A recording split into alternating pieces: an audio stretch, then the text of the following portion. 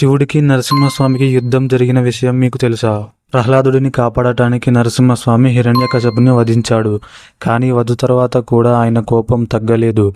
ఆయన రూపం చాలా ఉగ్రంగా మారింది. భూమి స్వర్గం కంపించాయి. దేవతలు భయంతో వణికిపోయారు. బ్రహ్మదేవుడు, ఇంద్రదేవుడు మరియు ఇతర దేవతలు భయంతో శివుడి వద్దకు వెళ్ళి, ప్రభు నరసింహస్వామి కోపాన్ని మీరే తగ్గించాలి అని ప్రార్థించారు. అప్పుడు శివుడు ఒక అద్భుతమైన రూపం ధరించాడు. అది శరభేశ్వరుడు. ఇది సింహం మరియు పక్షి లక్షణాల కలయిక. ఈ రూపం నరసింహస్వామి కంటే కూడా శక్తివంతమైనది.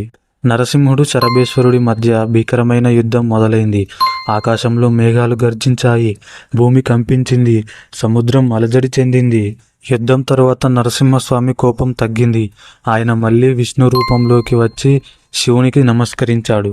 మీలో ఎంతమందికి నరసింహస్వామి అంటే ఇష్టం? కామెంట్ చేయండి. ఇలాంటివి ఇంకా తెలుసుకోవాలి అనుకుంటే వీడియోని లైక్ చేసి మన ఛానల్ని సబ్స్క్రైబ్ చేసుకోండి.